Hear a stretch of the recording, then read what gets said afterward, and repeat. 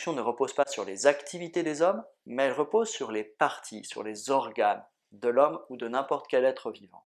Un œil est fait pour voir. Ici, il y a le plus gros problème du texte. Il semble en effet qu'Aristote tire des activités proprement humaines le fait que l'homme en général est lui-même une fin.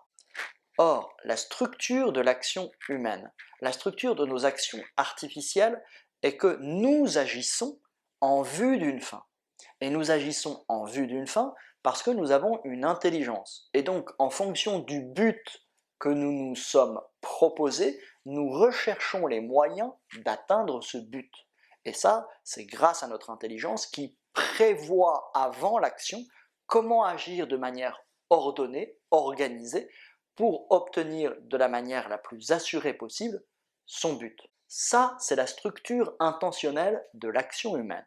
Et nous voyons bien que dans la société, justement, les rôles ont été distribués en fonction de ces activités déterminées. C'est la fonction qui fait la place dans la société pour une part, et ça, c'est défini artificiellement. Pour les besoins de la société, nous n'avons pas besoin que tous soient en même temps avocats, architectes, instituteurs, etc.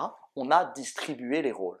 Mais ça, encore une fois, c'est artificiel, c'est la manière spécifique qu'a l'homme d'agir. Mais dans ce cas, comment Aristote peut-il conclure que parce que la structure de l'action artificielle, intentionnelle de l'homme est en vue d'un but, d'une fin, il en est de même dans la nature. En effet, l'être humain n'est pas un objet d'art. L'être humain n'est pas construit, n'a pas été inventé par l'humanité. L'être humain, comme le tigre, comme le chat, comme le chameau, comme le porc, comme le chien, comme la carotte, comme la tomate, comme la fraise, sont des objets de nature. Or, dans la nature, il n'y a pas d'intelligence qui prévoit par avance les moyens qu'il faut pour obtenir un but. La nature ne semble pas être douée d'intention et donc de finalité. Et si c'est le cas, alors il faut dire que l'homme en lui-même n'a pas de raison d'être, n'a pas de but. La nature l'a fait être, mais elle ne lui a pas donné un but dans son existence. Ici, en réalité, il y a deux conceptions de la nature opposées. Une conception qu'on va appeler déterministe, qui considère qu'il n'y a de nécessité qu'à partir des causes antécédentes. C'est-à-dire que c'est l'union des différents éléments qui crée les différentes choses. C'est souvent ce qui est présenté dans la biologie contemporaine ou même dans la physique contemporaine, qui considère que le vivant est apparu par agrégation progressive des différents éléments au cours de l'histoire.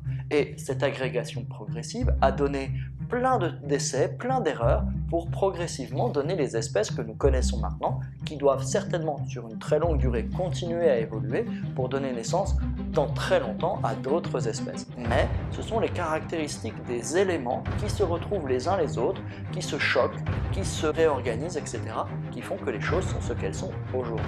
Autrement dit, il n'y a pas d'intention dans la nature, c'est le hasard et la propriété des éléments qui fait que le monde est comme il est. Au contraire, il y a une autre façon de penser la nature qui est celle d'Aristote, qui est une façon finaliste, qui dit que le monde dans lequel nous sommes est tellement bien organisé que cela ne peut pas être le fruit du hasard, mais qu'au contraire, c'est en vue d'une fin que l'on doit comprendre ce que nous voyons. Prenons l'exemple de l'œil. Un œil est quelque chose d'éminemment compliqué. C'est une organisation d'organisation extrêmement complexe. Chaque cellule est déjà un ordre absolument fabuleux. Chaque petit bâtonnet au fond de la rétine est en ordre fabuleux d'ordre fabuleux de cellules, et puis toutes les autres parties de l'œil qui sont également des compositions absolument fabuleuses. Tout cet ordre-là ne peut pas venir du hasard. Pour Aristote, la nature ne fait rien en vain.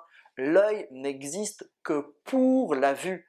C'est parce qu'il y a la vue que l'œil a du sens et qu'il a été constitué. On voit la difficulté de ce que dit Aristote, c'est qu'il semble alors qu'il y ait une intention dans la nature pour Aristote, puisqu'il y aurait une fin qui précède l'organe. Mais en même temps, on voit la force de ce qu'il dit. Comment penser qu'une chose aussi compliquée qu'un œil puisse apparaître par hasard? Personne ne croit que deux chaises bien rangées sont bien rangées par hasard. Tout le monde y voit le signe d'une organisation, d'un ordre et donc d'un principe d'ordre. Or, reconnaissez que deux chaises, deux tables bien rangées, c'est quand même beaucoup moins qu'un œil. Et donc, pour Aristote, la présence d'un ordre présuppose un principe d'ordre. Et pour l'œil, le principe, c'est la vue. C'est la vue qui fait que l'œil est composé de cette manière-là, et cet ordre n'a pas d'autre raison d'exister que la vue. Autrement dit, on voit que pour lui, la nature peut être pensée en termes de fonction, et c'est ce sur quoi il va s'appuyer dans l'argument suivant. Un œil, une main, un pied, et d'une manière générale chaque partie d'un corps, a manifestement une certaine fonction à remplir. Ne doit-on pas admettre que l'homme a, lui aussi, en dehors de toutes ses fonctions particulières, une fonction déterminée? Mais alors, en quoi peut-elle consister? Qu'est-ce que ça veut dire pour Aristote? L'œil ne se comprend, n'existe que par la vue. Et d'ailleurs, quand vous me voyez avec des lunettes, vous comprenez que j'ai une mauvaise vue, que mon œil ne remplit pas bien sa fonction, que c'est un œil qui n'est pas très bon. D'où l'importance d'avoir des prothèses, des lunettes, pour corriger ce défaut. Ça veut donc bien dire qu'on mesure la valeur d'un œil à la réalisation de sa fonction.